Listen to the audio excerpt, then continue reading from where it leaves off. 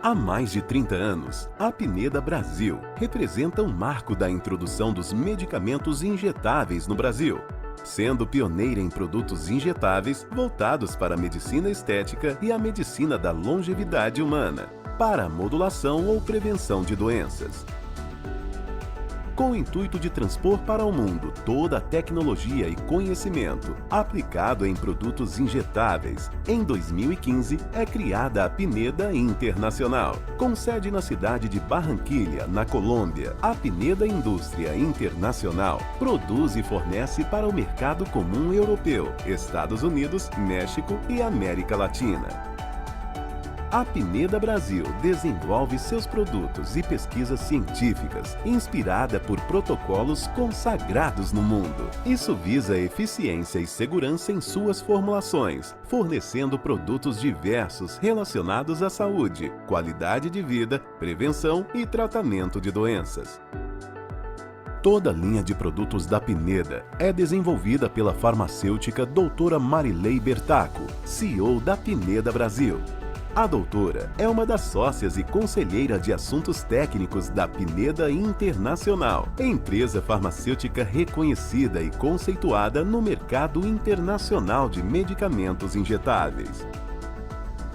Com um amplo e moderno centro tecnológico, o Laboratório Pineda Brasil mantém sua busca na excelência da qualidade e inovação em produtos e serviços, com rígido controle de qualidade para a fabricação de medicamentos para uso oral, tópico e fabricação de injetáveis. Dispondo de laboratórios com monitoramento de controle ambiental, o Pineda possui um sistema fluxo de ar descontaminado por filtros tipo EPA, obedecendo à normatização da Agência Nacional de Vigilância Sanitária para a produção de estéreis. Contamos com uma capacitada equipe de farmacêuticos com atendimento ao cliente e ao prescritor da área da saúde. Nossa equipe é altamente qualificada para receber as receitas médicas, além de esclarecer dúvidas relacionadas ao uso de medicamentos e as bases científicas das suas aplicações, através de artigos indexados e assistência farmacêutica.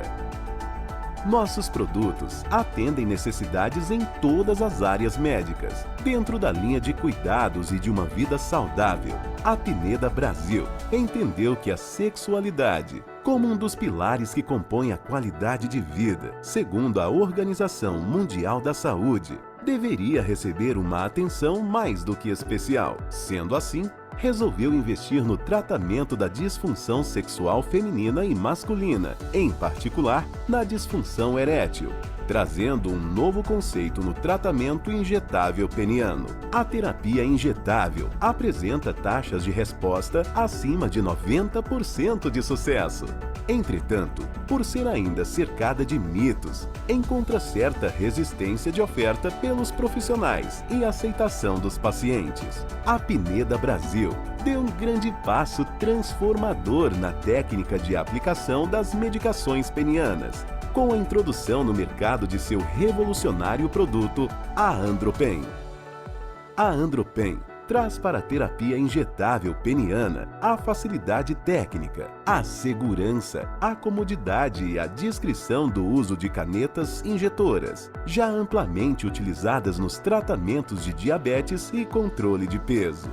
Através de ampla pesquisa para entender a melhor forma de acolher o indivíduo e as melhores formulações químicas, desenvolveu diversas mesclas que atenderão todos os níveis da disfunção erétil. E mais, convidou o Dr. Francisco Coutinho para ser o speaker da linha Andropen, autoridade na terapia injetável da disfunção erétil, com experiência há mais de 30 anos na área. A Pineda Brasil Injetáveis também oferece uma linha de substâncias relacionadas à melhora de libido e vitalidade orgânica, além de hormônios, entre eles, diversas concentrações injetáveis de testosterona bioidêntica e testosterona de liberação prolongada. E, também, compõe substâncias que são análogas como nandrolona, inclusive para a produção de medicamentos para a melhora da libido feminina e masculina. Além disso, há a linha complementar via oral, da Ervas Nutrition. O Grupo Ervas compõe unidades de manipulação e laboratório Pineda Brasil Injetáveis, em São Paulo e ABC, tendo um centro de pesquisa e laboratórios especializados. Dentro do Grupo Ervas, existe o Ervas Nutrition, que compõe suplementos para diversas áreas médicas, como obesidade. Área de cardiologia, compondo suplemento para diminuir e melhorar a colesterol. Área de gastroenterologia, compondo suplemento para a área gástrica à base de lactobacilos e vitaminas. Área suplemento Ervas Nutrition para a pele. Para a área esportiva, melhora de performance física de atletas de pontas e atletas do dia a dia, além de diversos outros suplementos. Na busca de tratamentos mais eficientes e com o menor risco para a saúde, criamos a Pineda Academy. Um encontro com profissionais renomados, mestres e doutores envolvidos com pesquisas científicas mundiais e aprimoramento de técnicas, disseminando conhecimento. Tudo isso através de aulas ao vivo com profissionais médicos, cursos e mentorias destinadas aos profissionais que ingressam na terapia com injetáveis. A participação da Pineda Brasil nos principais eventos do setor em todos os continentes tem tornado a marca cada vez mais consagrada e reconhecida como uma das principais fornecedoras de medicamentos injetáveis do mundo. A preocupação com a preservação do meio ambiente levou a Pineda Brasil a gerar energia renovável, com a implantação de placas solares para utilização e fornecimento de energia limpa para toda a unidade Pineda Injetável e Ervas, assim como trabalhos de sustentabilidade, como, por exemplo, descarte consciente de resíduos, reciclagem e consumo consciente e eficiente. Pineda, o caminho da longevidade.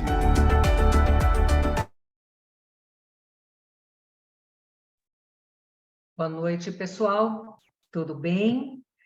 Espero que todos estejam bem. Estamos aqui ao vivo para mais uma aula importantíssima, convidando o doutor Arthur Lemos para estar conosco. E eu espero que seja de grande valia para vocês todo o conhecimento que ele tem aqui para nos passar, né? Doutor Arthur, muito boa noite. Boa noite, Maria. Muito bem-vindo. Obrigado. Tudo bem? Eu tenho que compartilhar agora, novamente? Claro, agora sim, para que o povo, né, o pessoal possa ver aí a ilustração da sua aula. Já está aí, né? Tá ótimo, tá aqui sim. Beleza. Então, Pessoal, vou fazer um teste, faz um teste de passado aqui. Ótimo. Passando? Tá passando sim. Então, Pessoal que está nos ouvindo, essa aula importantíssima, vai ter aí a duração de 1 hora, mais ou menos, e depois nós vamos abrir para perguntas e respostas, e caso, porventura, exista alguma falta de conexão da minha parte, será por conta da chuva forte que está tendo aqui em São Paulo, tá bom? Mas eu espero que não. Então, até mais. Doutor Arthur, com a palavra. vamos lá. Bom, inicialmente, um abraço a todos. Prazer estar aqui novamente com vocês, tá? Bater um papo sobre, mais uma vez, sobre envelhecimento, né? E vocês sabem que a minha prática, a minha base é medicina ortomolecular, que você trabalha já há mais de 30 anos, e sempre, logicamente, desenvolvi meus estudos, né? Meu aprendizado muito voltado também para a parte do envelhecimento. Quer dizer, eu trabalhei sempre com doença, né? Trabalhei sempre com doença cardíaca, doença nervoso central, gastro, etc. E fiquei muito ligado na prevenção, né? Eu vim da alopatia, né? Com 90% talvez de todos vocês, e a prevenção da alopatia é quase que uma página virada, não se comenta muito, né? Nada profundo, é sempre aquela prevenção assim, fique magro, não fume, come melhor, e mais ou menos por aí que os médicos falam. Então, eu desenvolvi todo um estudo voltado para isso, a prevenção real da doença, né? O que eu tenho que fazer para manter a saúde das pessoas, e não apenas me educar, treinar para tratar a doença. Então, me baseei muito nos conceitos ortomoleculares, da inflamação crônica, da estresse oxidativo, depois, com o tempo, investi muito em desintoxicação, que é um tópico muito importante, fazer muita terapia venosa para completar tudo isso, né? Depois vieram mais modernamente os grandes efeitos da doença, da patologias gastrointestinais, tipo leaky gut, o crescimento enorme dos conceitos de pró e prebiótico. Fomos acrescentando tudo isso ao longo desses 30 anos, né? De mais recentemente, as mitocôndrias. Recentemente, não. A primeira aula que eu dei em congresso foi sobre mitocondriopatia. Já foi em 1995, quase 30 anos já. Isso tudo, isso. Depois chegaram os telômeros, começamos a estudar telômero, o que podia fazer para preservar telômero, já que os telômeros estavam muito envolvidos no envelhecimento e nas doenças, a chamada telomeropatias, que são um dado importante hoje em dia. Você pode atuar clinicamente preservando telômero, há muito conhecimento já, muito trabalho publicado sobre isso, né? A gente já começa a ter resultados em relação a isso, para preservar telômero. E hormônio, né? Então, o hormônio começou comigo muito devagar, muito devagar.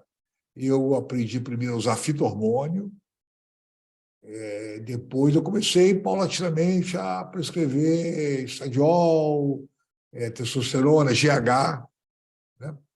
Logicamente o DHEA, né? A dihidroepiandrosterona, tireoide, claro, era uma das doenças hormonais mais comuns, né?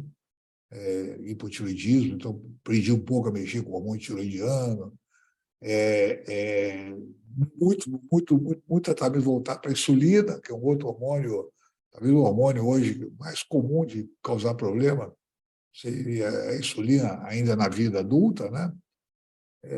E sempre procurei, dentro da ortomolecular, criar nutrição para manter hormônio, para ajudar em hormônio e tudo, mas sempre sabendo do conceito de que somente o hormônio substitui o hormônio. Esse é um conceito que eu já de muito tempo. Somente o hormônio substitui o hormônio. Mas muita coisa você pode fazer para você incrementar, vamos dizer assim, os secretagogos. Incrementar o quê? Por exemplo, você sabe que uma pessoa inflamada, as glândulas secretam menos hormônio. Você está inflamado. Pode ser na gônada, pode ser no pâncreas, pode ser em qualquer lugar. O estresse oxidativo também, desnutrição, tudo isso eu ia consertando, né? Tentando manter um nível adequado. E também com os miméticos de hormônio, alguns produtos que fazem ou ajudam a liberação de hormônio, como o magnésio, por exemplo, em relação à testosterona. Né? Magnésio ajuda a liberar a testosterona do SHBG, por exemplo. Né? E quando eu comecei a estudar muito o envelhecimento, né, publiquei até o meu último livro sobre o envelhecimento, eu ainda tinha o hormônio como algo que deveria ser colocado, né, em certas pessoas, reposto em certas pessoas, e até interrogava no livro e até comigo em minhas aulas, né, o hormônio realmente é um composto capaz de alongar a vida? Que uma coisa é você usar o hormônio para você melhorar sinais e sintomas, por exemplo, de hipoandrogenismo, de testosterona, né? Melhorar sintomas de depressão com DHA, que ele é uma arma importante na depressão. Mas será que o hormônio alonga a vida? Essa é a pergunta que está hoje na literatura.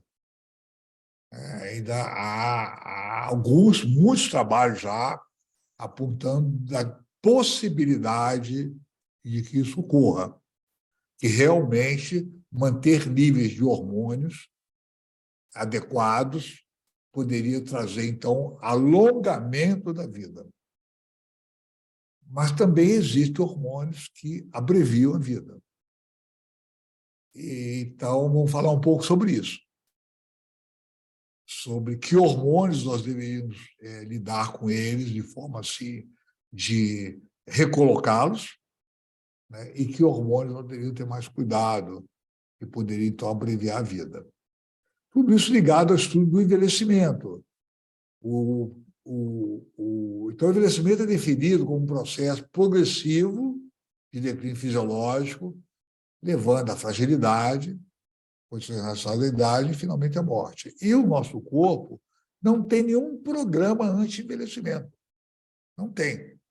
Então, nós temos um programa de nascimento, crescimento, manutenção da saúde na vida adulta, mas depois não tem mais programa nenhum. É uma deterioração. Existe um programa anti-age endógeno. Infelizmente, se esse programa existe, ele ainda não é conhecido, né? Não se conhece a bioquímica disso. Provavelmente não existe mesmo. Mas o que é? O homem aí, com o seu aprendizado, com a sua ciência, né? Com a sua tecnologia, com os seus conhecimentos, ele já adquiriu muitas informações ligadas ao envelhecimento e já existem algumas armas que podem trabalhar em relação ao envelhecimento de forma efetiva. Mas programa endógeno não tem. Parece que nós realmente atingimos uma época. Quer dizer, o que é programa de envelhecimento? Quer dizer, quando você termina a sua idade reprodutiva, você começa a envelhecer. Não há interesse muito da natureza em que você seja um velho, né? Ou uma velha, né? Assim, você tem que morrer. E a energia da natureza tem que ser para preservar a vida do jovem até que ele chegue também ao seu ponto final de vida reprodutiva. Isso é muito evidente na mulher. A mulher cessa, tem menopausa, né?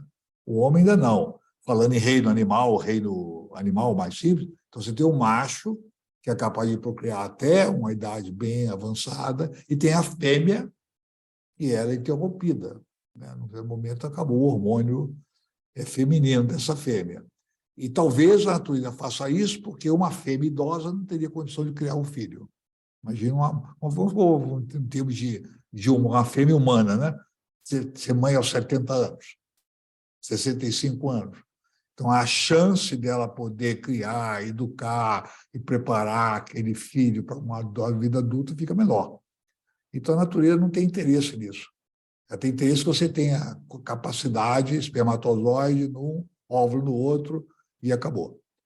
Mas nós somos humanos, temos nossa inteligência, nossa capacidade de tentar mudar essa história, né? Então, existem muitas teorias de envelhecimento. A teoria de envelhecimento é impressionante a quantidade. Mas algumas mais modernas, né? O envelhecimento da célula-tronco vai perdendo sua capacidade, né? Por isso que o idoso não pode doar sangue, por exemplo. Ele tem uma dificuldade enorme de refazer o sangue que ele doou. Você limita uma idade.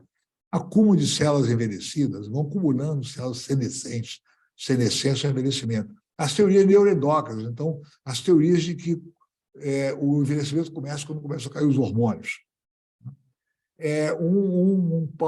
Uma ponta muito importante foi a mTOR, né? A mTOR, essa grande complexo proteico que incentiva síntese, é o grande fator anabólico de proteína do corpo humano, é mTOR. A importância da autofagia, né? Compreender que a célula pode se regenerar, ela pode reaproveitar material. Então, é uma fonte muito importante hoje de juventude celular. Um fato importante também é a inflamação como causador de envelhecimento, assim como também os radicais livres, a oxidação, né? E a telomeropatia. Então, o telômero, a ponta do cromossoma, ele controla a divisão celular e parece que outras funções celulares também. Então, o telômero se encurta. Então, quando isso foi observado, que o telômero encurta, então, a gente sabe que hoje em dia que a sua idade biológica verdadeira é o tamanho do seu telômero. Ele vai encurtando a cada divisão celular, até que chega um momento que ele fica tão curtinho que a célula para de dividir, ela entra em senescência. Ela não tem mais capacidade de se dividir entre CC. Então, são vários tópicos, eu não vou tocar aqui em todos eles, não tem como. Mas esse autor, em 2013, ele botou algumas marcas importantes do envelhecimento, né? Que é a perda da proteostase, quer dizer, a capacidade da célula regenerar suas proteínas, a mitocôndria, falando bastante aqui sobre isso, os telômeros, a instabilidade genômica, como é o câncer, por exemplo, a instabilidade genômica. O telômero também tem muito a ver com essa proteção genômica, a senescência dos autores, eu falei, alterações epigenéticas, um ponto importantíssimo, que é a relação nossa com o meio ambiente, como que o meio ambiente interfere no gene, e alteração de comunicação celular, que são muitos tópicos do envelhecimento. O envelhecimento é uma coisa difícil, ele é complexo. Primeiro que não se entende muito bem, e depois são N pontos que podem levar a você ter um envelhecimento mais acelerado, menos acelerado, e alcançar uma longevidade. É claro que nessas teorias todas, ou forma de abordar o envelhecimento, duas coisas não têm discussão, né, que pode ser benéfico. Uma atividade física regular, é outra a nutrição. O resto se discute tudo. Então, você vai ver autor falando a favor, contra, a favor. Então, você tem um amplo campo de discussão acadêmica, né?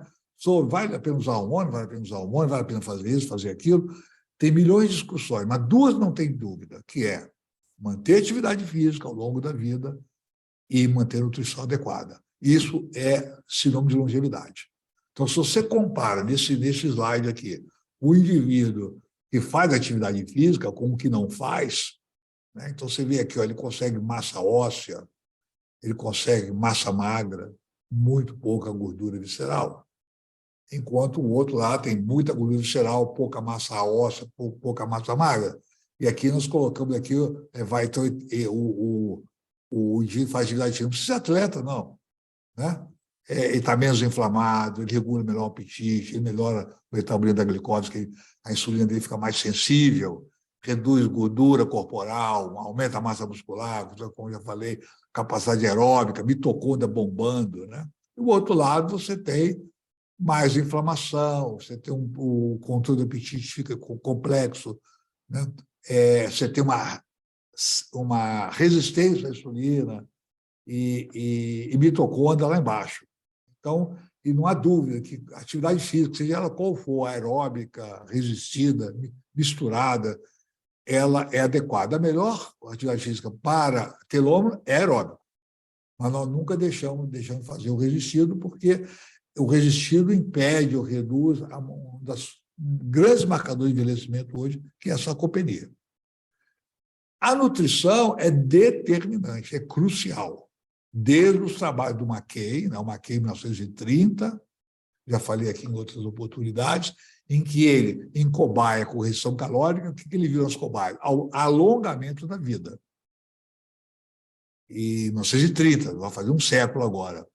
Então, a restrição calórica sem desnutrição é a única teoria, na realidade, que na prática você observa. Teoria de envelhecimento. Né? No mais, no campo da teoria, muitos trabalhos, estudos populacionais, mas a restrição calórica não tem a menor dúvida que é um grande benefício, e ela pode realmente alongar a vida. Então, todas as cobaias que foram feitas, desde nematóides até primatas, etc., alonga a vida. Então, aí nasceu também misturada a restrição calórica, que é um capítulo enorme, já falei várias vezes aqui. Nós temos, então, o conceito de envelhecimento saudável.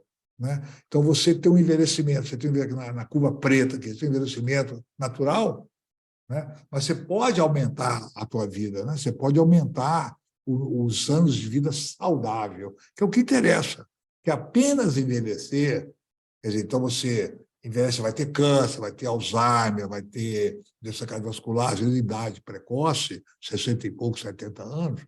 O que se busca hoje é você alcançar 90, 95, até 100 anos, ser super longevo, mas dentro de um conceito de saudável, com o mínimo possível de degeneração cognitiva ou doença cardiolimitante, né? Ou doença ossolimitante ou muscular, o que for. Então, esse conceito de longevidade saudável foi muito baseado nos conceitos de nutrição, porque nasceu na restrição calórica.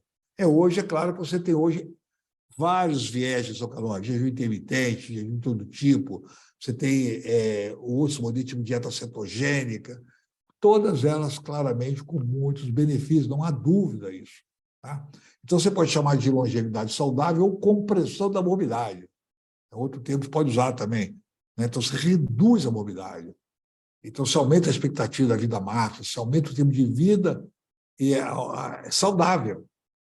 Ou você caminha por um quadro voltando aqui, você caminha por esse quadro aqui, que são as doenças, né? As doenças da prova que podem acontecer, que vão limitar a sua vida. Às vezes que eu já citei aqui. Então, o que a restrição calórica nos mostrou? Tá? Aonde atuava? Tá bom, tudo bem, eu faço restrição calórica ou jejum intermitente, logicamente, restrição calórica, a potência é maior, mas o humano não faz, então não adianta ficar convencendo o teu paciente a fazer restrição calórica que ninguém vai fazer. Mas o estudo é importante, porque se eu estudo onde atua, eu posso amanhã inventar um remédio, chamados miméticos, né? Então, onde atua a restrição calórica? Qual o bem que ela faz? Ela derruba a mTOR, ela cai a mTOR, então ela reduz o anabolismo, né? Ela ativa a MPK, ela ativa o FOXO-RAD, são proteínas que vão acelerar genes anti-câncer, né? Derruba o IGF-1, estimula o sirtuína.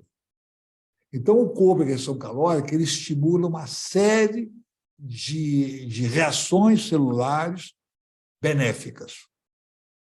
E, ao contrário, quando o corpo está supernutrido, esses benefícios ficam como que anestesiados. Eles não acontecem. É como a célula fala assim, está entrando comida, está tudo bem, vamos pensar um pensamento humano. Está entrando grana, então eu posso ficar à vontade, estou na boa, né? Ou minha despensa está cheia.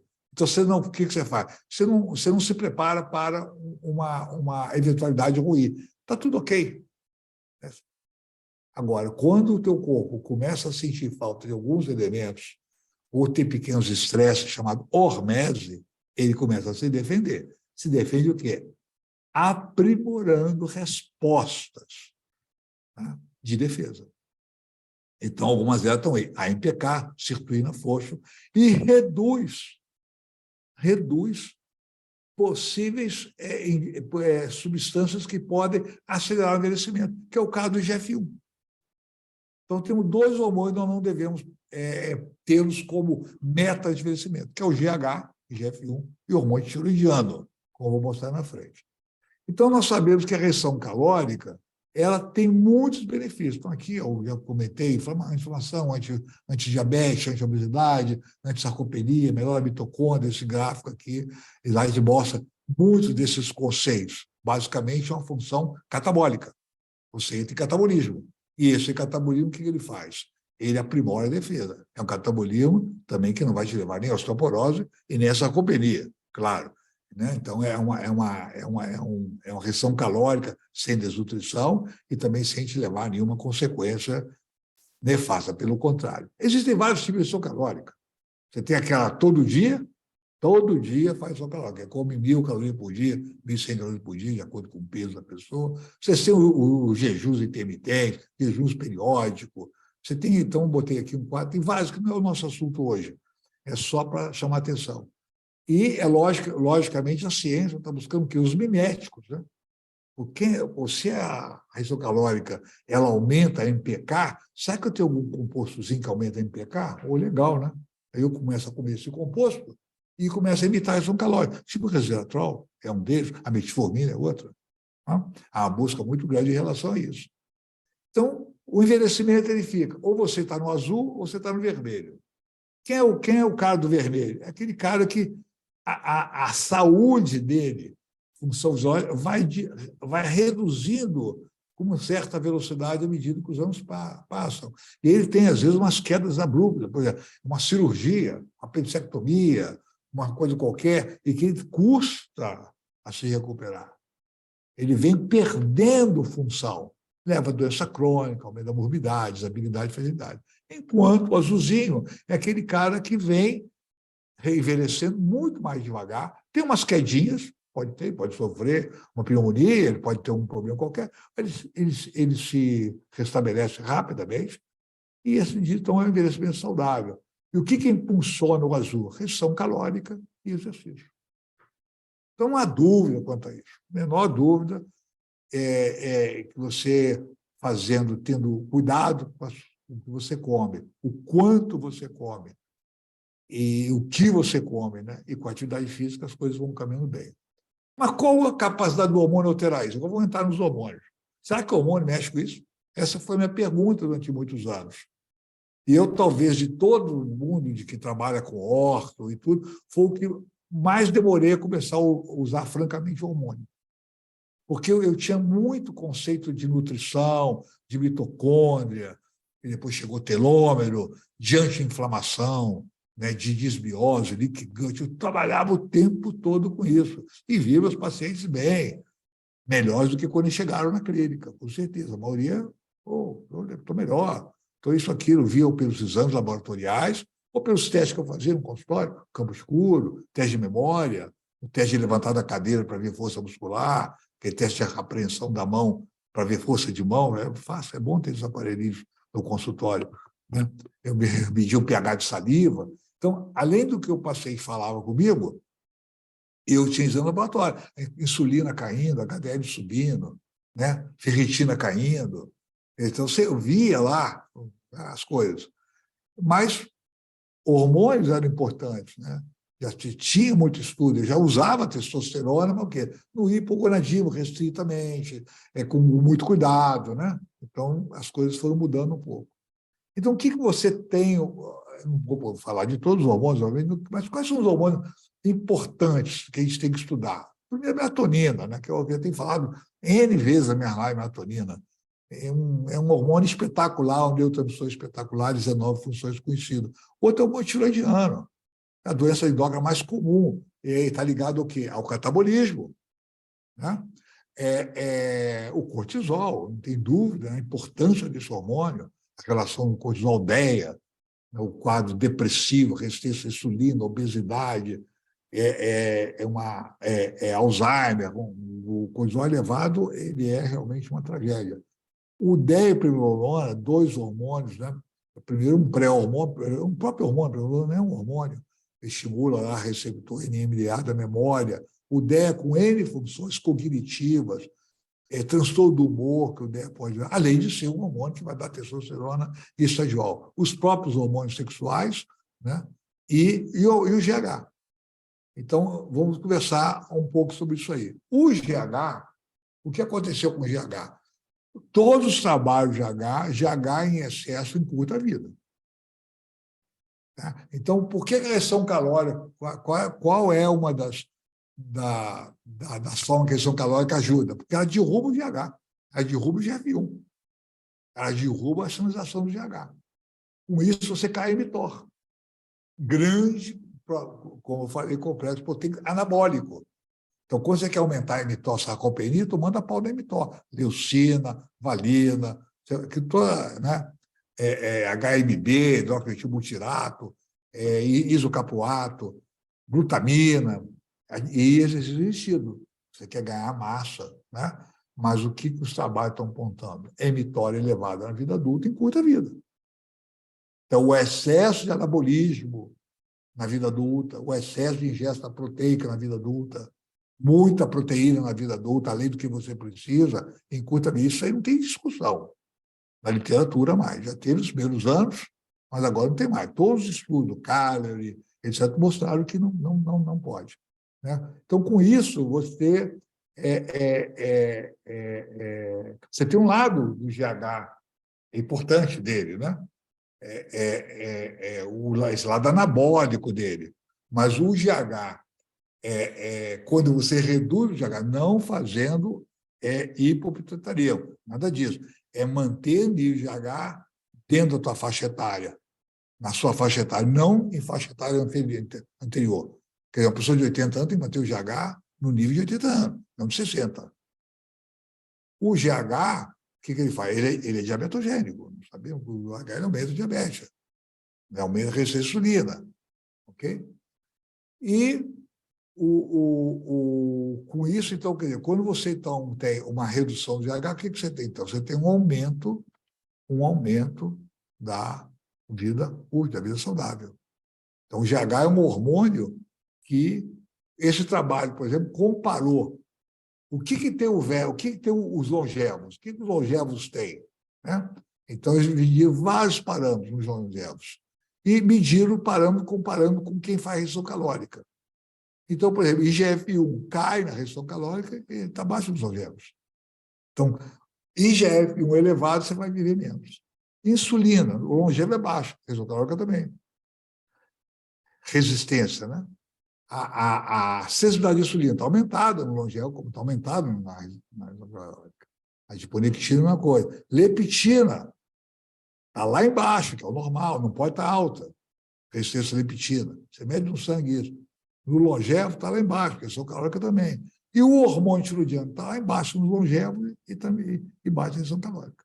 A pressão calórica abaixa 2 hormônios, IGF-1 e hormônio tiroidiano. É claro que não vai deixar ninguém hipotiroideu, óbvio. As pessoas estão normais, saudáveis. Só que aqueles que têm T3 mais alto, ou aqueles que têm GH mais alto, dentro da fase de normalidade, eles têm uma vida menos longa, né?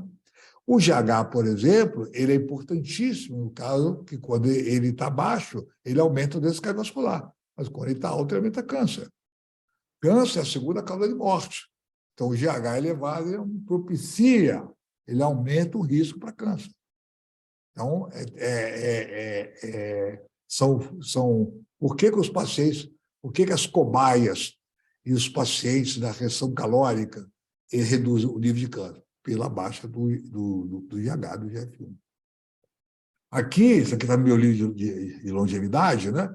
Efeito da restrição calórica. Eu vi aqui, a restrição calórica, ela pega basicamente o hormônio GH e IGF-1, que quando está estimulado, ele aumenta a mTOR. A mTOR é anabólica, portanto, ela bloqueia a autofagia. Ela bloqueia talvez o maior sistema endógeno de proteção celular, que é a autofagia. Reaproveitamento de mitocôndria, de membrana celular, etc., que é a autofagia. O excesso de anabolismo propiciado pelo IGF-1 estimula a mTOR, que é a autofagia, então você tem uma redução da longevidade. Tá? Aqui você bloqueia a autofagia. Autofagia, então, quando você faz restrição calórica, o que você tem? Você tem um pequeno estresse energético, hormese, estimula a MPK, estimula o citoína, estimula a autofagia, longevidade. Do outro lado, você tem a oxidação. O estresse oxidativo também o quê? Derruba a longevidade. E o que tem a ver o estresse oxidativo com a restrição calórica? Porque o maior gerador de radical livre na humana é a mitocôndria.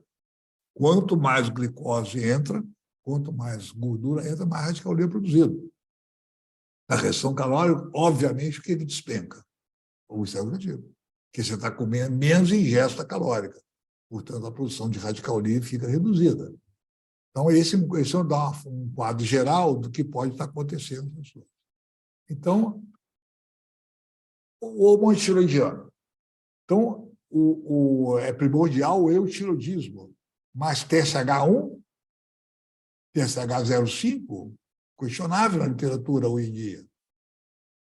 Tá? Então, você tem que ter uma faixa um pouco maior de TSH do que um TSH muito baixo. Então, você teria que ter, então, um T4 e T3 mais brando, nível menor que o T4 e T3, é importante esses hormônios, eles você encontra nos estudos de restrição calórica, que é uma queda de T3. Uma queda de T3 importante, não para levar o dia da hipotireoidismo, claro que não, mas são as faixas hormonais que são discutidas há dezenas de anos. Qual a faixa ideal de testosterona? Qual a faixa ideal? Então, se discute o tempo todo isso. O tempo com a faixa ideal. Primeiro, que ela é pessoal. E segundo, você tem que avaliar sempre a faixa hormonal de qualquer hormônio, como está a pessoa num todo. Né? Claro que tem os níveis que são hipotireoidismo, hipertireoidismo, né? Hipogonadismo, menopausa, está bem estabelecido isso. Mas o que se discute são, dentro da normalidade, quais são as melhores faixas. A minha tireoide deve estar trabalhando a todo vapor o tempo todo? Parece que não. Mesma coisa a secretária GH. Em nível ótimo o tempo todo? Ou suprafisiológico? Não. Não, os trabalhos têm indicado isso, não. Então, o que eu botei aqui, ou tudo aquilo que o hormônio tiroidiano é capaz, deve fazer, precisa fazer. Então, o hormônio tiroidiano tem N funções fundamentais, né? Tanto em todos os órgãos. Então, você tem T3 em todos os órgãos. Lembrar que 80% do T3 é produzido na periferia, no pâncreas, no fígado, no esqueleto, não é na tireoide. A tireoide fabrica, é a única fábrica de T4, mas a fábrica de T3 é na periferia. A tireoide só fabrica 20% do hormônio tiroidiano T3, que é o hormônio ativo. Os outros é na periferia pela enzima deiodinase. Esse trabalho foi um dos meus trabalhos, né, já tem vários, mostrando que esse trabalho mostrou que a restrição calórica em 6 meses, então o autor foi uma centena de pessoas, então ele mediu vários hormônios durante aqueles meses, 6 meses, de restrição calórica. E, então, ela mostrou, por exemplo, queda da glicose, claro, que era esperado, queda da insulina, que era esperada também, restrição calórica, e queda do T3. Uma queda é importante, porque se você está em restrição calórica, para que hormônio é catabólico? A restrição calórica já é um catabolismo. Então, o que o corpo faz? Recua o T3. Ele recua para usar a virada adequada para o T3. Porque se você entra em restrição calórica, por que você não há necessidade de você secretar tanto T3? Portanto, a deiodinase trabalha menos restrição calórica. Aquela enzima que faz T4 para T3 na periferia, trabalha menos. Com isso, você tem uma série de benefícios em relação ao coração, né? a arritmia cardíaca, e uma série de benefícios. De qualquer forma, o estado mais catabólico preserva mais, aposta mais na longevidade do que o estado de hiperanabolismo. Então, um dos que os estudos mostraram foi isso, uma queda no hormônio T3, como trazendo um benefício na longevidade, para alcançar a longevidade. Vamos falar agora dos 2 hormônios, que é o contrário, né? Que é a testosterona e o estradiol. Esses 2 hormônios estão muito ligados à manutenção dos seus níveis adequados na longevidade. Então, o que não havia trabalho sobre isso, né? A testosterona seria capaz de aumentar a longevidade? Os benefícios não sabe quais são, né? Testosterona, massa magra, mesmo massa gorda, atividade mental, ela é anti-inflamatória, ela aumenta HDL, ela melhora o hematócrito, ela tem milhões de efeitos cardiovasculares importantes, né? Assim como o estradiol. Mas o que parece nos últimos trabalhos é que ela teria um efeito a nível de telômero, ela teria um efeito a nível de mitocôndria. Então, parece que a testosterona, aqui o esquema, não precisa falar, todos vocês conhecem isso, né, lá do hipotálamo, hipófise, secretando lá as gonadotrofinas, estimulando a célula sertória de Leydig. Então, a testosterona, a testosterona teria um efeito ligado ao próprio envelhecimento, à proteção celular, em que o hipogonadismo, além dos seus efeitos conhecidos na área sexual, cansaço, astenia, etc., você perderia fatores protetores de célula neuronal, que é a testosterona, e o estradiol, vamos ver. Então, então o envelhecimento, declínios acentuados em androgênio. Então, isso tem sido muito importante. Da mesma forma, o estradiol. Então, o estradiol também ele tem funções do homem. Tanto o homem não tem 0 estradiol, funções espermatogênicas, libido e função erétil. Então, tanto o estradiol quanto a testosterona são importantes como anti-inflamatórios, vasodilatadores, né? e sensibilidade à insulina. Os 2 hormônios têm esse papel. Aqui nós vemos, né, a testosterona, a função dela em músculo vital, para síntese muscular, vital para a proteção de neurônio, ela tem capacidade de remielinização, que é um processo natural de envelhecimento também, né? Ela aumenta a citocina anti-inflamatória e também no trabalho cognitivo. Então, é muito comum quem trata com paciente com hipoandrogenismo que é fadiga, cansaço mental, a minha memória já não está boa, até depressão. Você vai ver depois, para esse caso, testosterona 250, você faz o hormônio testosterona, ele muda completamente aquele quadro emocional que ele estava. Também, vários efeitos protetores cardíacos, mas também são os mais problemáticos, efeitos colaterais danosos da testosterona em cima do coração. Então, tem que selecionar e acompanhar esses pacientes com muito cuidado na reposição hormonal, tanto testosterona quanto estradiol, porque os efeitos colaterais, às vezes, vão muito em cima também de coração, de trombose, de placa de artéria, aorta, placa em aorta. Então, tem que ter cuidado também com qualquer paciente com reposição hormonal. A testosterona é fundamental também no osso, ela pode melhorar a densitometria óssea, na maturação celular.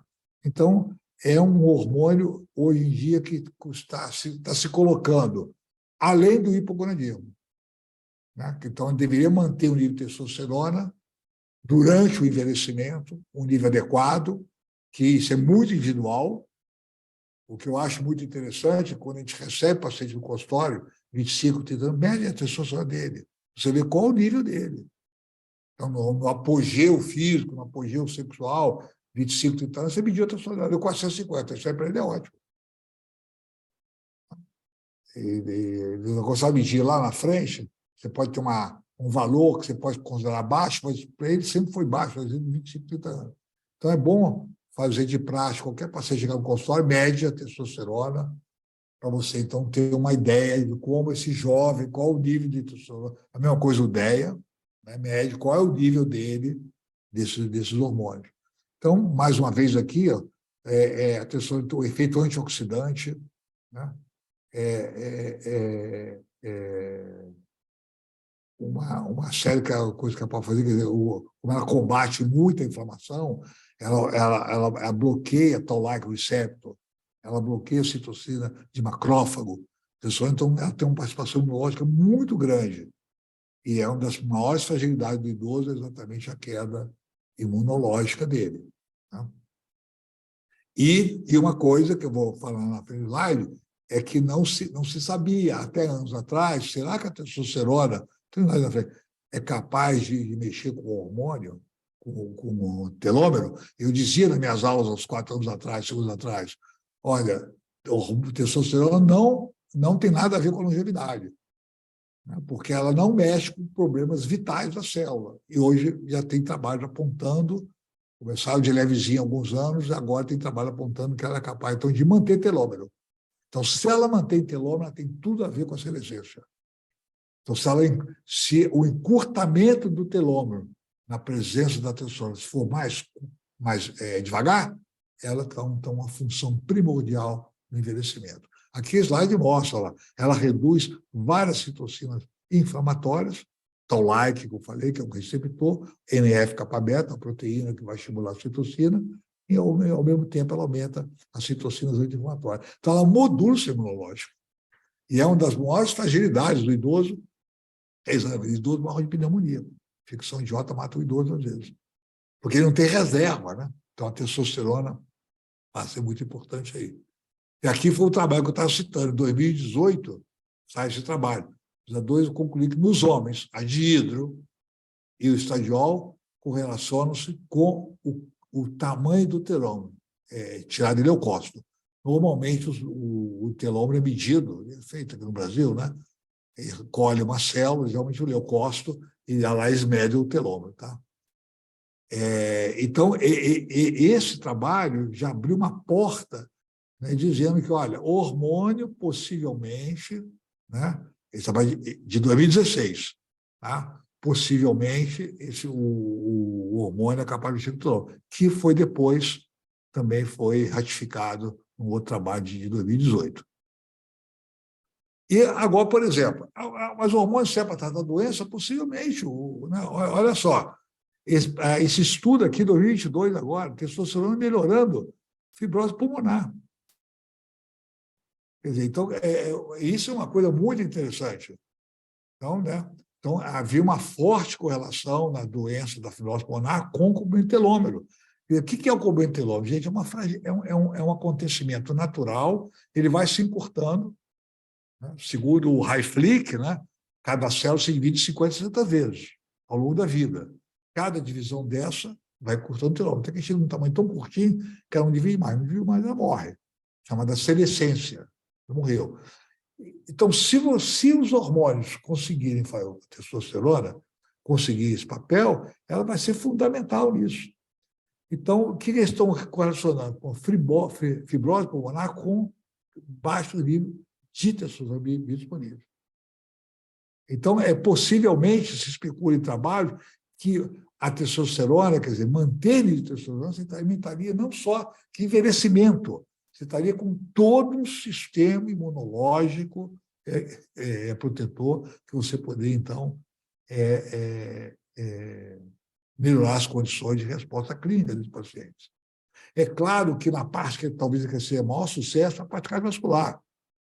Ela melhora muitos aspectos cardiovasculares, mesmo que perde massa magra, perde massa gorda, aumenta a massa magra, ela melhora a fração de ejeção, ela ajuda na falência cardíaca, né? Ajuda na falência cardíaca por dilatação de ventrículo, com fração de ejeção, ela melhora uma série de benefícios da parte relacionada à glicose, ela melhora a classificação da insuficiência cardíaca de Walker-Heart Association, e por aí vai.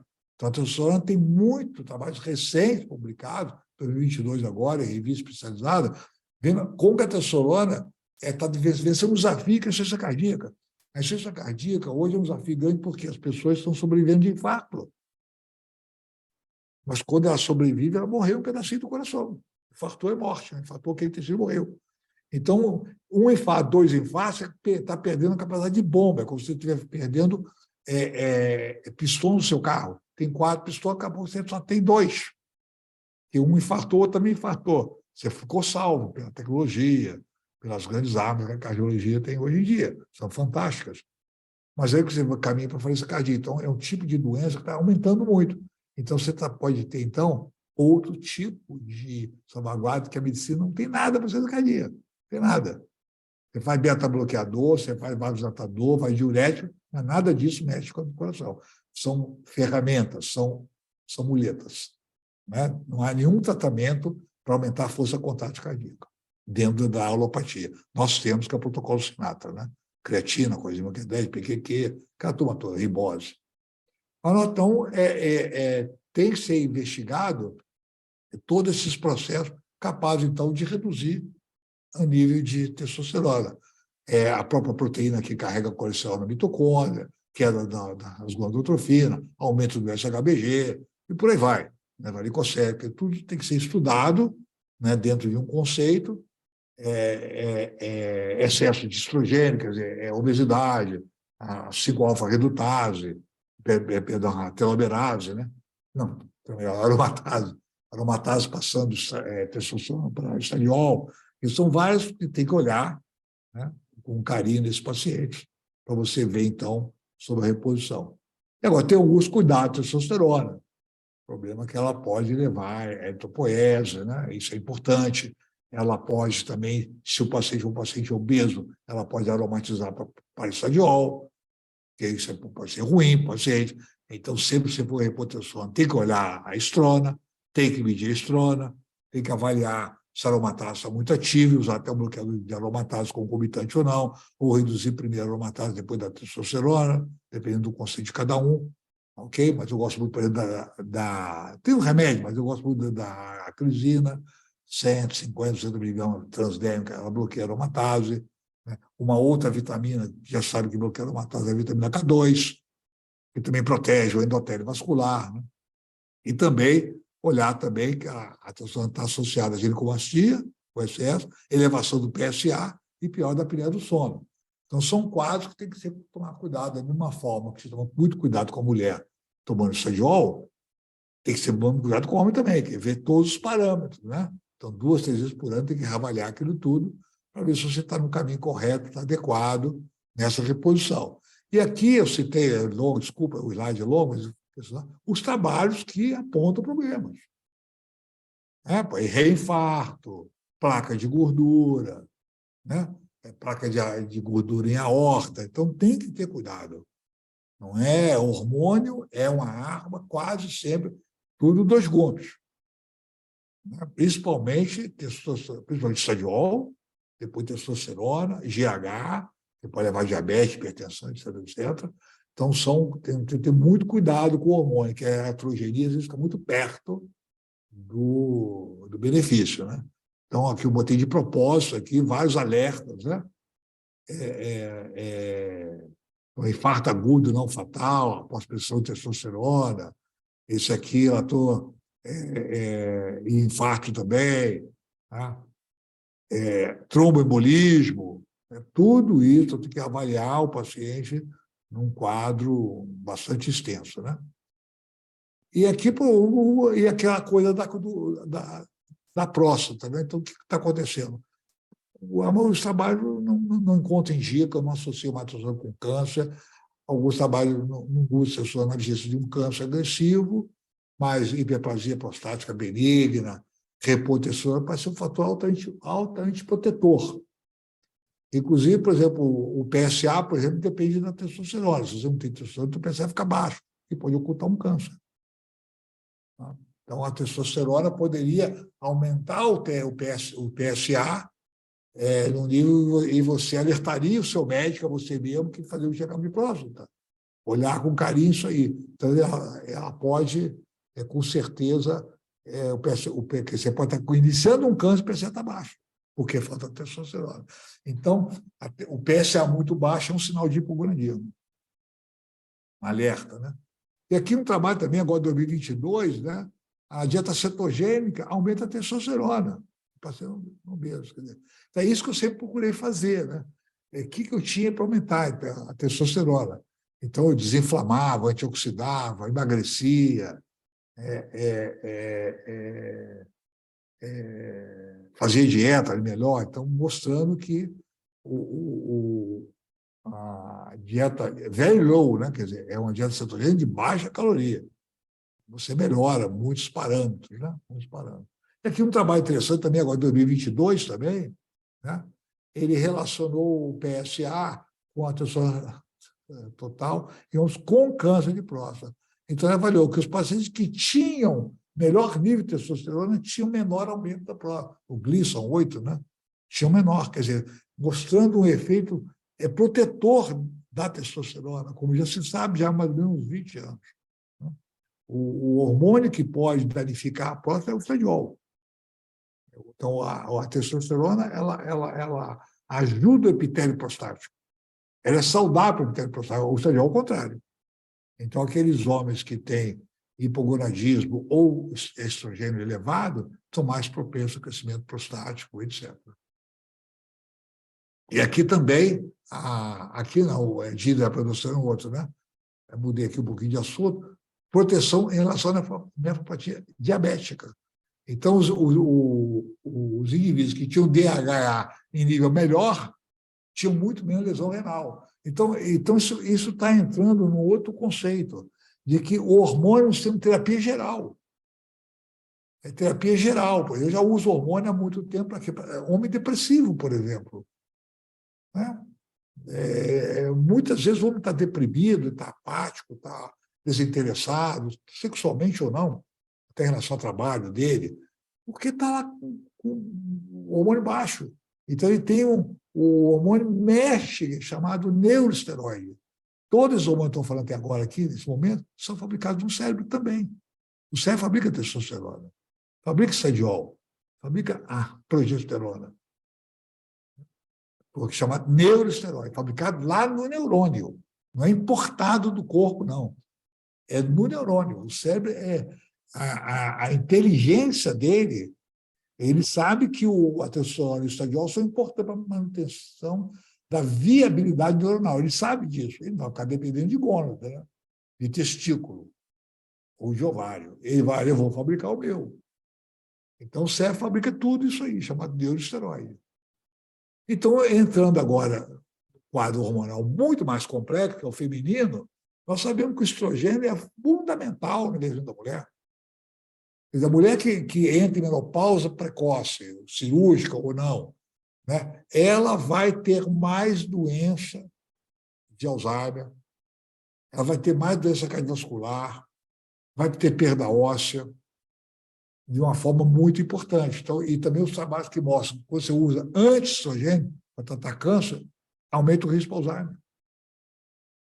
E qualquer coisa que bloqueie estrogênio, ou menopausa precoce, né, essa mulher ela vai ter problemas sérios importantes.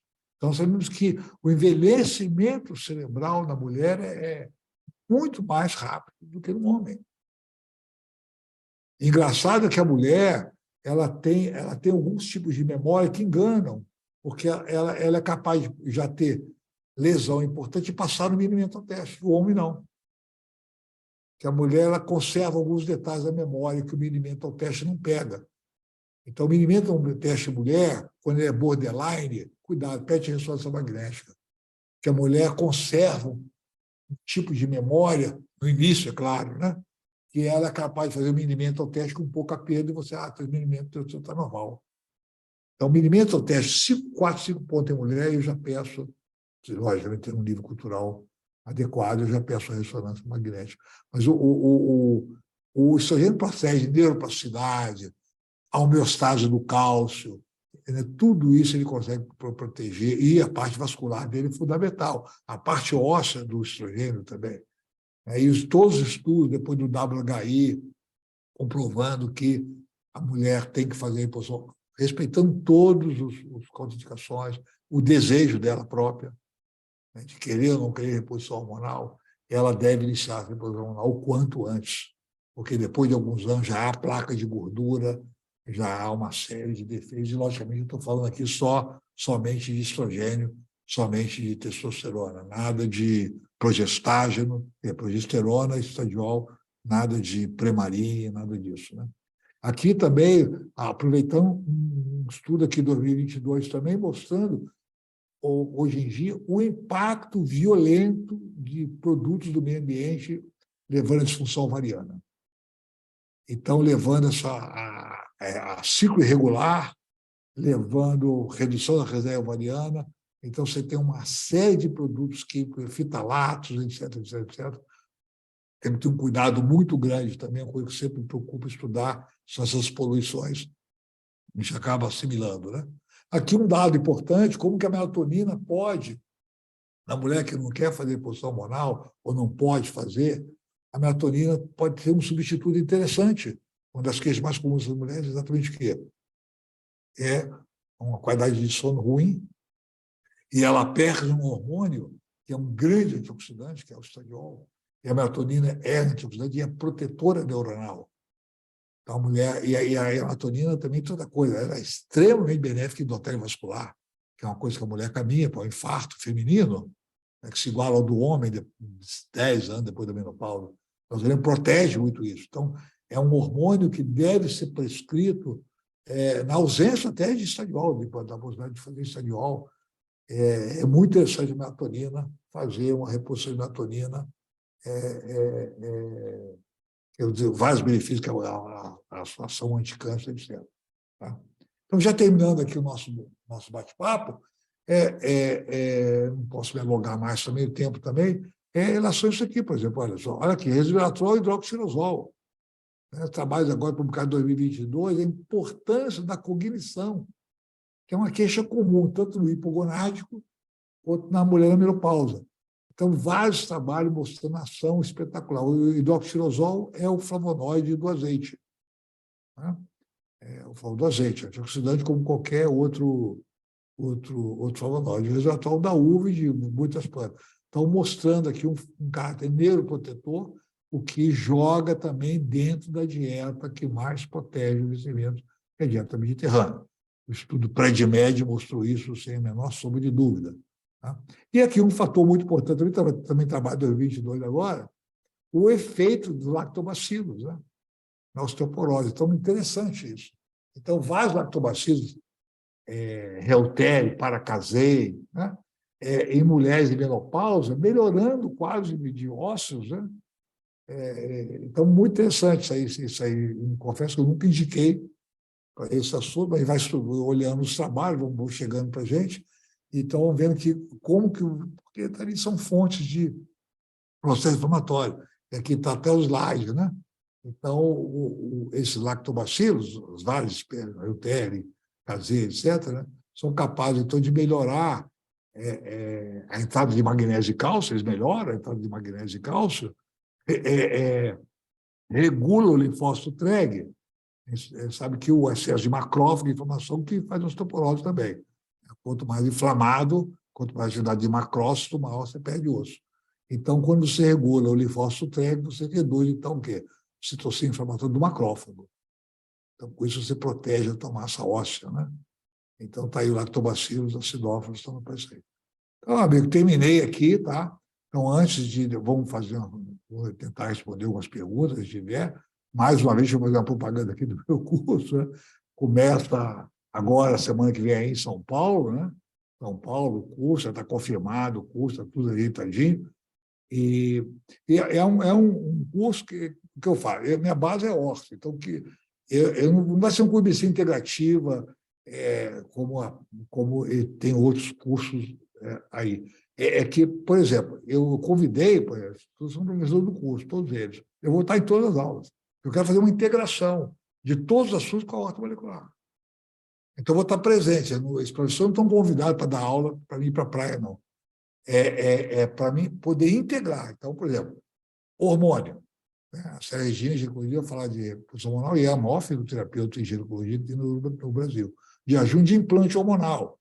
Né? A Fabiana Ibert de sexualidade. Eu vou estar ali vendo como é que a horta vai trabalhar aqui, assim como na terapia neural, no REAC, em todos os assuntos. Então, eu vou estar sempre presente, né? Vou tentar fazer um curso bem integrado, nesse sentido de o Cristiano Rude, que é um maravilhoso, o Bruno. Então, vão falar da parte de gastrologia integrativa, microbioma, mas eu vou estar ali com os meus conceitos. As minhas aulas sempre vão anteceder a aula deles. Eu vou dar a minha aula e aí vem os colegas e eu estou ali presente para discutir, trocar ideia, trocar informação, ampliar, que o que interessa é isso, né? É mais ou menos o que eu fiz no consultório, que eu integrava a horta molecular com as outras coisas que eu fui aprendendo ao longo dos anos. Agora, eu coloquei isso no curso, que não tinha. Né? O curso era um pouco diferente, nós ampliamos o curso. Então, fico aqui aberto aqui a pergunta, alguma dúvida. Não sei se a Marilei falou que talvez ela tivesse uma dificuldade qualquer. Não sei se ela está presente. Estou sim, doutor Arthur. Está chovendo aqui em São Paulo, na região em que eu estou, mas está tudo bem. Eu acho que, se você está me ouvindo, eu acho que o restante também. Está tudo ótimo. Eu gostaria de complementar, pessoal, o que eu comentei ao vivo na aula passada. Esse curso do doutor Arthur me chama bastante atenção, eu que estou sempre ligada, adoro fazer curso, reciclagem, mesmo, né, que seja sempre num mesmo assunto ou em vários temas, não importa. Mas, assim, me chamou bastante atenção de forma positiva, doutor Arthur, porque ele é inovador em relação a muitos temas, né, dentro da medicina integrativa e dentro da medicina ortomolecular, né? Então, quero aqui reforçar que além do grande interesse de muitos, né, profissionais, médicos para fazer, eu ressalto de que esse é bastante inovador, porque os temas eles são extremamente complementares e são temas muito novos, muito recentes. Então, meus parabéns aqui mais uma vez pela inovação e pelo conteúdo. Valeu. Tem uma pergunta aqui no chat, qual a dose do DEA? 10, 20 miligramas eu uso a prosterona transdérmica, o DEA, né? Mas tem que medir, né? E você tem que saber da relação DEA-cortisol também, é muito importante, tá? Então, no deprimido, você tem, às vezes, uma relação cortisol-DEA muito ruim. O cortisol está alto, por exemplo, o DEA está muito baixo. Então, você tem uma razão muito ruim. Então, o ideal é você ter os dois, mas quando eu faço DEA, eu faço 10, 20 miligramas DEA por dia. O DEA é um dos hormônios também de caráter muito protetor, porque um dos meus trabalhos deles foi na John Hopkins, que saiu esse trabalho mais ou menos em 1980 e pouco, é bem antes que nós estamos falando aqui, eles fizeram, eles escolheram sangue, né, de pessoas jovens E, entre muitas coisas, mediram o DEA. E 15, 20 anos depois, chamaram essas pessoas de volta. E uns estavam doentes, outros não estavam saudáveis. Em 20 anos acontece muita coisa. Aí tiraram o DEA novamente. Então, eles viram que as pessoas mais saudáveis naquele grupo, né, é que tinham o DEA mais alto na juventude. Então, aí começou a história do DEA, o fator protetor do DEA. Né? Ele é precursor de testosterona, precursor do estradiol. Então, mas ele tem funções próprias. Né? Ele não é só precursor, como é a pregnenolona. A pregnenolona também tem função hormonal própria. Né? Mas sempre na reposição tem que ter todos os cuidados com até quando vão fazer reposição? É complexo isso. Até quando? Então, você tem que avaliar o bem-estar do paciente, exames de laboratório, você tem que avaliar bastante isso. Quanto tempo fazer estradiol? 5, 10, 15 anos? Quer dizer, tudo isso é muito discutível, né? Eu acho que é muito pessoal quando a relação do hormônio, você vai, quanto tempo vai fazer, como vai fazer, é muito pessoal para cada pessoa. Uma das terapêuticas médicas mais individualizadas que tem para mim é o hormônio. Não deve ser uma coisa assim muito regra geral. Tem que se respeitar muitos conceitos aí. Hoje você tem hormônio transdético, hormônio injetável, você tem hormônio IM, faz uma vez por mês. Você tem hoje, você pode começar com injetar, com o IE, com o transdérmico, viu a dose certinha, passa uma vez por mês uma injeção. O que era como era feito antigamente, né? Só que não era testosterona. Um decanoato, etc, etc. Hoje você tem o hormônio testosterona mesmo. Né? Então, o benefício é bem maior se usar o hormônio humano do que usar um hormônio similar. Né?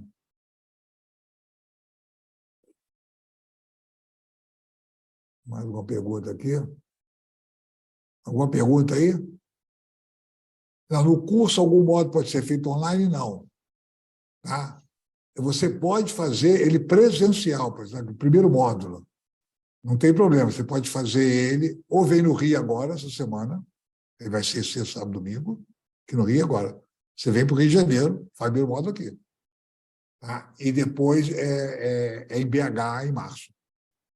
Então, você tem duas opções aí. Se você não pode ir a São Paulo semana que vem aqui no Rio agora, sexta, sábado, domingo, aqui no Disco a tua cidade.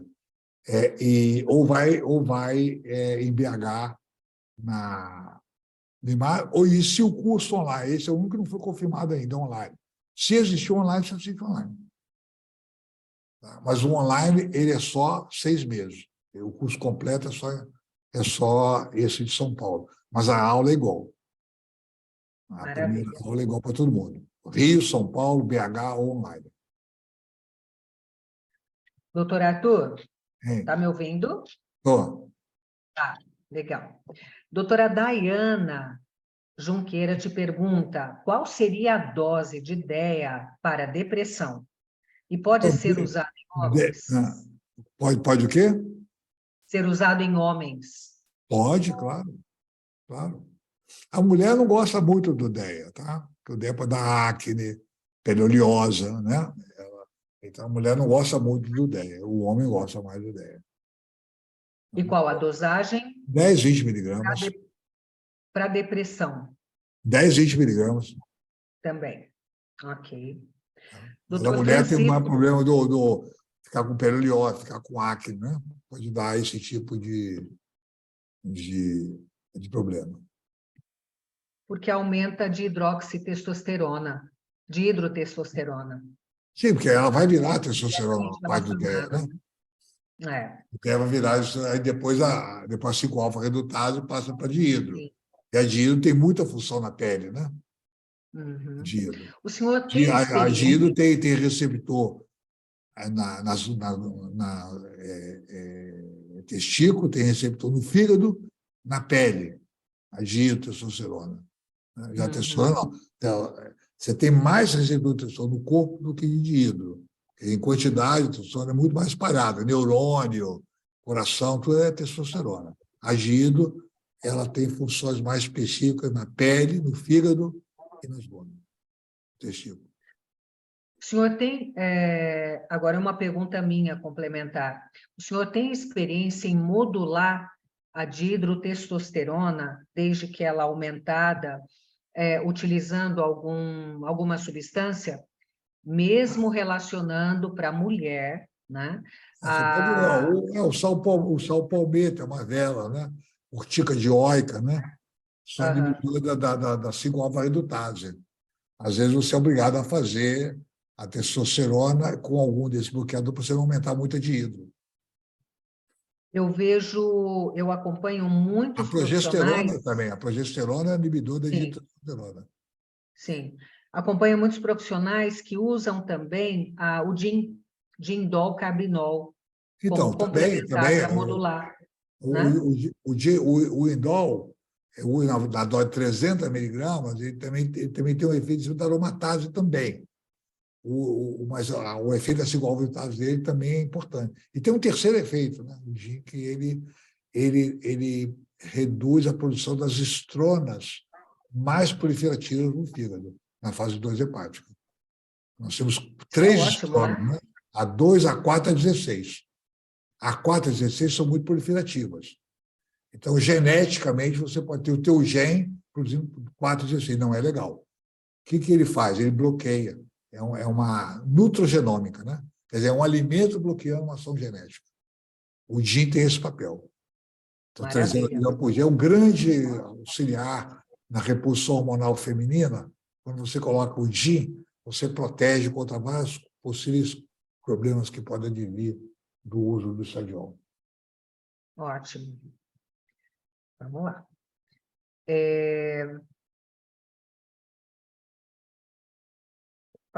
Eu passei e saí do grupo aqui.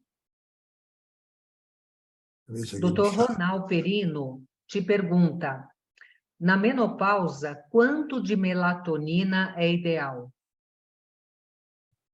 Olha, melatonina, você tem duas indicações básicas, quer dizer, duas formas de pensar. Eu quero melatonina para atuar em pineal ou quero melatonina para usar no corpo todo, né?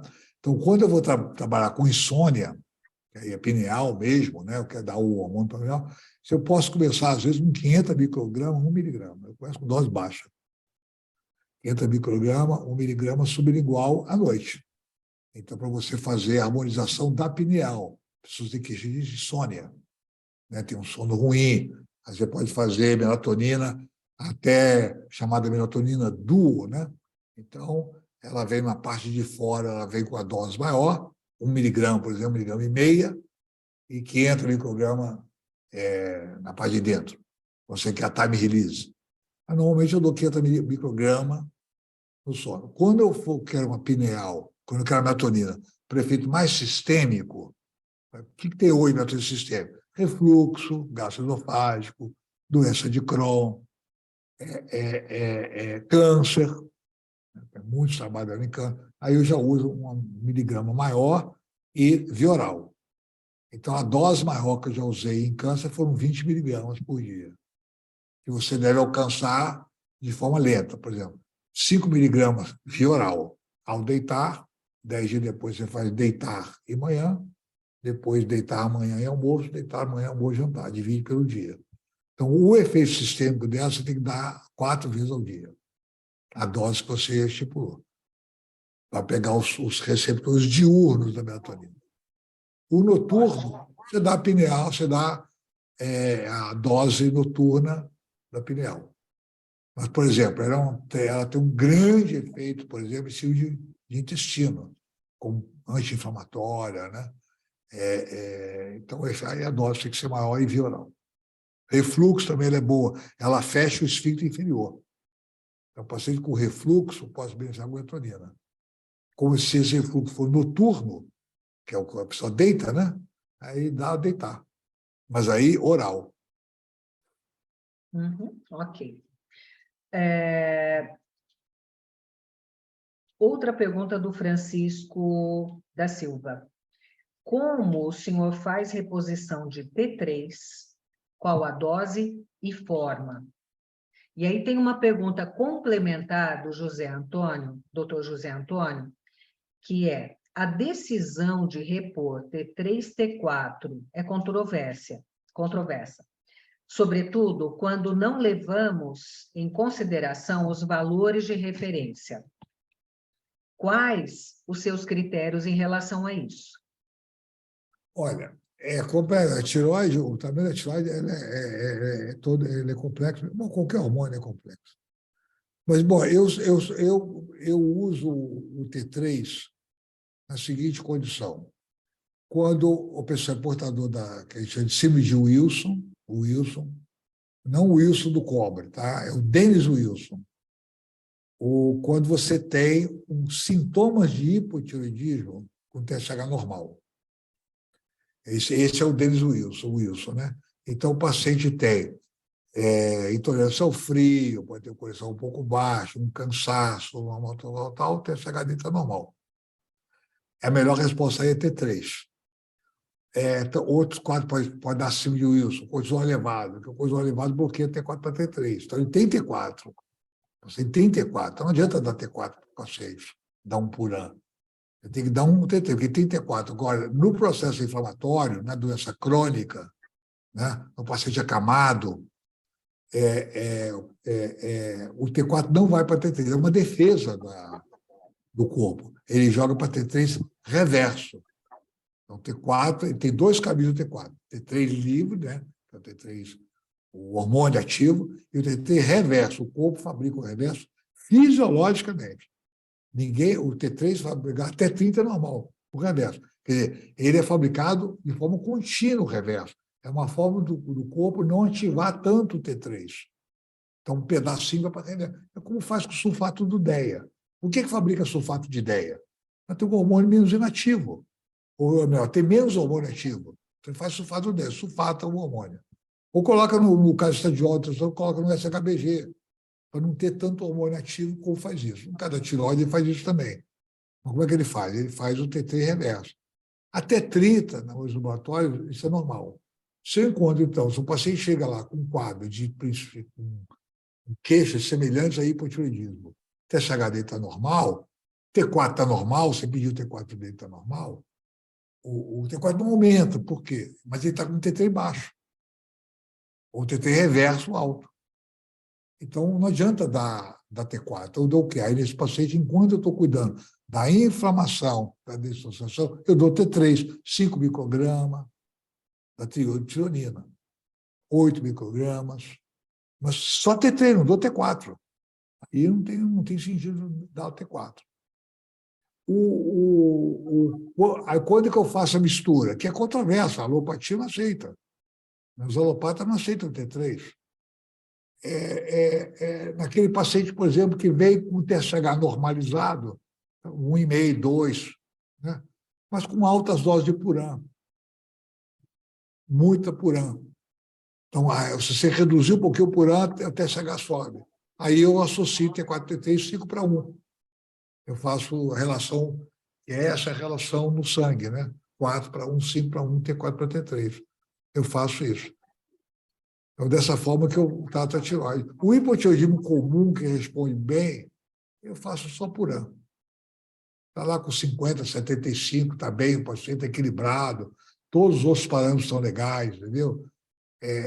Por exemplo, um problema que a tireoide, por exemplo, a paciente resistência à insulina. Então, um paciente, por exemplo, pode estar até com um TSH bom, mas está desenvolvendo resistência à insulina, de repente aquela tireoide não está tão eutiroideia assim. Aí, às vezes, eu entro com um pouquinho de T3. Mas, normalmente, o paciente, se você equilibra bem, mantém o T4. Qual a vantagem do T4? Clinicamente, é muito mais fácil. E o paciente também, T3 dá efeito colateral. Taquicardia, sudorese. Né? Então, o paciente idoso, né? T3 idoso é complicado. E pode acelerar a frequência cardíaca, pode estimular a fibrilação atrial. O paciente de arritmia cardíaca grave, não dou T3. Não dou. Então, eu vou no T4. Ele é mais seguro para você trabalhar. Mas o benefício clínico do T3, às vezes, é muito bom. Então, às vezes, eu faço T3. Mas sempre o paciente, os sintomas de hipotireoidismo, eu sempre doso o T3 reverso. Ele vai dar a dica para fazer o T3 puro, sem usar T4. E eu mestro tudo pela temperatura. A temperatura é um grande sinal de que você está melhorando a tireoide. Então, o paciente chega com temperatura baixa, eu mando medir a temperatura, faz uma média, são 3 dias, 3 dosagens por dia a temperatura. Tá? 3 dias, então são 9. Né? Divide por 9 e vê. Se tiver abaixo de 36, esse paciente provavelmente tem compromisso tiroidiano. Então, a temperatura passa a ser um grande regulador, porque quando eu estou dando T3, é muito difícil ficar pedindo TSH toda hora. Então, eu falo, ó, mede a sua temperatura todo dia. Ver se está fazendo efeito positivo ou não. Maravilha. Doutor Arthur, doutora Aparecida Evangelista te pergunta, em relação a exames laboratoriais, para quem faz reposição hormonal, seriam os da referência de laboratório? Qual a dose de estradiol e testosterona para mulheres em menopausa recente, faixa dos 50 anos? Olha, a testosterona, em média, eu nunca passei de 2,5 miligramas em mulher. É um grande hormônio para as mulheres. Tá? A testosterona, principalmente na parte da sexualidade, é um grande hormônio para as mulheres. Além de ser um hormônio para ajudar na parte óssea, ajudar a perder massa magra, perder massa gorda, aumentar a massa magra, a testosterona tem um bom caminho na sexualidade. E libido sexual, que é um problema feminino, né? O homem tem mais problema de ereção ou ejaculação precoce. A mulher tem mais problema em relação ao libido. E aí a testosterona, junto com tudo, com o estradiol, com a progesterona, ela tem com a dopamina, né? Então, testosterona com dopamina é excelente. Então, eu faço 2,5 miligramas, é mais ou menos essa dose que eu uso, nunca passei disso, não. Responde bem. Mas eu sempre tenho a tendência a começar o hormônio sempre de baixo para cima. Eu sempre procuro a menor dose capaz de fazer efeito clínico. É outro também que ajuda, também a progesterona ajuda bastante também.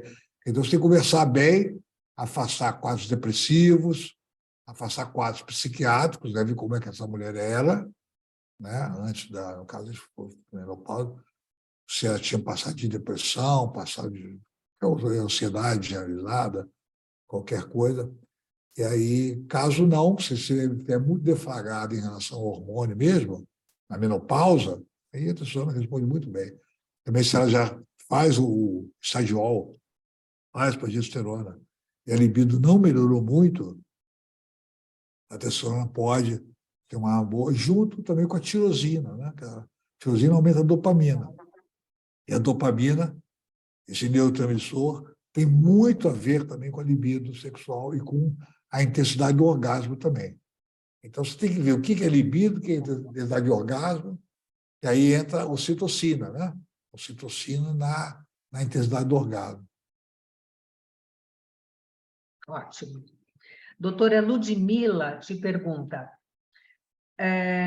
o doutor comentou sobre foxo e sobre a atuação do foxo em câncer, se eu não me engano. Mas ouvi de que uma das funções principais é a nível intestinal. Pode elucidar? Não, eu não vi, não sei, isso eu não sei. Foxo, vou até anotar aqui, foxo no intestino, não. O foxo é uma proteína, né? É uma proteína que quando a célula sofre um estresse, que não a mate, né? Claro, é um estresse pequeno, que é dar esse nome que eu citei até, hormese, né? Você estimula uma série de proteínas, a MPK, sirtuina e a foxa é uma delas.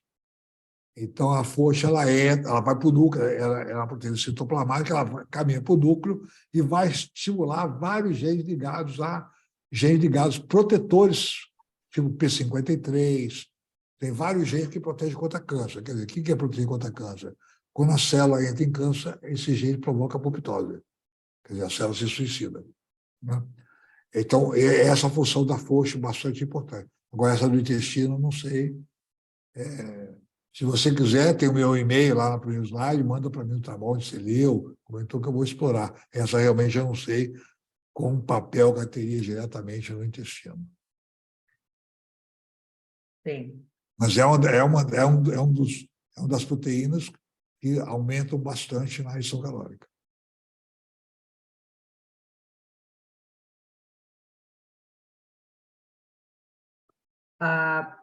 Doutor Guilherme te pergunta: podemos dar o extrato de tireoide para facilitar a reposição? Qual a sua experiência em relação a extrato de tireoide? Foi pequena, mas pode sim. Ué. Eu cheguei a usar aquele Arbur, né, o americano, que na época que... Estou falando no ano 2000, tinha uma empresa americana chamada International Pharmacy. A gente se inscrevia nessa empresa. Só vendiam para médico, que não vinha para o médico. Aí você dava a receita, o paciente mandava para os Estados Unidos, aí vinha o Arbur tiroide. Arbur tiroide. Né? E vinha em várias concentrações, sempre 4:1. Né? 20 de T4, 5 de T3. Né? É muito interessante. Interessante. Eu acho que... Porque o que eu acho que a alopatia não descobriu ainda é a importância do T3. Eles estão prescrevendo um pré-hormônio. Trabalho com Puran, com Sintroide, tudo T4. Né? E o corpo doente ele tem dificuldade. Muitas reações enzimáticas ficam freadas, ficam congeladas. Então, a deiodinase é uma delas. A deiodinase é uma enzima que está muito ligada a nível de qualquer tipo de estresse. Ela para de funcionar. Porque o que acontece? Se a tua vida está ameaçada, se você tem uma ameaça à tua célula, à tua vida, o que o corpo faz? Ele para o anabolismo na mesma hora. E consequência disso, ele tem que parar o catabolismo. Porque como é que você pode um corpo sem anabolismo, você está catabolizando? Você vai entrar em caquexia, vai perder uma massa muscular. E o T3 faz isso, né? Então, o que a tireoide faz? Ela interrompe a passagem de T4 para T3, na mesma hora. Então, por isso que eu falo, quando eu vi o paciente que tomando muito Puran, uma dose de 150, 200 microgramas de Puran, para manter um TSH, eu falei, tem coisa errada aí, né? Aí eu estava forçadamente com T3, mas sempre com a visão da horta. Qual a mais importante visão da horta, no meu entender? O que eu tenho que fazer para manter a saúde? Quer dizer, a horta procura não é só olhar a doença dele é hipotireoidismo. Mas eu tenho que ver o seguinte, porque a tireoide está funcionando, gente. Senão o T4 daria 0. Alguém já viu o T4 0? Você tem um T4 insuficiente, aí é o hipotireoidismo. Você tem GONDA insuficiente, aí é o androgenismo. Mas não está 0. Então, parte do princípio que muita coisa pode ser ou revitalizada ou recondicionada. Então, quanto mais você investe na tentativa de reabilitação de tireoide, você melhora a economia geral do corpo. Porque você melhora porque o mesmo processo que levou a uma caduquice tiroidiana, quando você dá Puran, esse processo continua. O Puran, remédio não tem essa natureza de curar. Remédio não faz isso. Quem cura, remédio é antibiótico. O resto, não. Então, quando você pega um paciente, por que esse cara ficou com TSH? Por que está vindo para o teoria? Não é Hashimoto, não é autoimune, tudo legal. Então, o que é? Não está aqui o Puran. Aquele processo oxidativo, inflamatório, intoxicativo, continua no cara. E o médico da saúde, agora o TSH teu está 1,5, parabéns, mantém a dose. Mas o que na realidade ele fez para aquele paciente ali? Em termos de saúde, nada. Ele compensou, tem que compensar, óbvio, isso aí foi o que ele deu, mas ele podia ter ido muito além disso, né? Muito além. Então, aquele mesmo processo que caducou a tireoide pode caducar o pâncreas amanhã. Pode caducar outra glândula amanhã.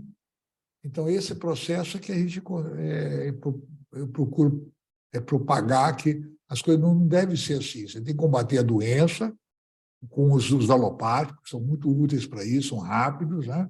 Logo, logo você resolve. Você não pode deixar o paciente em hipotireoidismo. Vou anti-inflamar, para levar meses. Pô. Você tem que cuidar daquela pessoa. Então, o remédio alopático é rápido, mas você depois tem que continuar vendo o que está acontecendo, o que aconteceu. Dr. Pedro Campelo te pergunta: na terapia de reposição hormonal masculina com testosterona, quais os valores de estradiol e de hidrotestosterona que devem ser mantidos? Olha, em relação à testosterona, o menor valor para mim é 300. Alguns trabalhos acham que 250 de testosterona seria quer dizer, só a partir de 250 de testosterona seria considerado baixo. Eu vou a 300, acho que já é um nível bastante baixo de testosterona. E em relação à testosterona livre, aí até menor que 0,75 para mim já tá baixo já. E muitos homens, às vezes, você tem obrigado a ver também a reposição da progesterona também. Então, a progesterona ela tem um papel importante em coronária no homem, enquanto a testosterona tem um papel importante na coronária da mulher. Então, a testosterona, por exemplo, protege contra o vasoespasmo feminino, a testosterona. Então, às vezes, uma mulher com crise de angina, por exemplo, angina, que não resolve com quase nada, a testosterona pode ser uma arma bastante importante. A mesma coisa no caso aí, o nível da progesterona em relação à coronária masculina. Tá ótimo. Bom, doutor, chegamos ao fim das perguntas. Caso tenha algum retardatário aqui que não fez a sua pergunta, pode, por favor, colocar no nosso site ou nos nossos telefones de WhatsApp e a gente repassa para o doutor Arthur responder, tá bem? Sim, será um prazer. Doutor Arthur, te agradeço imensamente por mais essa explanação e muito boa noite a todos e até a próxima.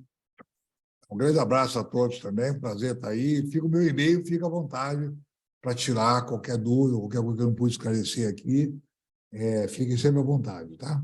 Um grande abraço a todos. Tudo de bom. Excelente. Gratidão, doutor. Um grande Tchau, abraço. pessoal. Tudo de bom.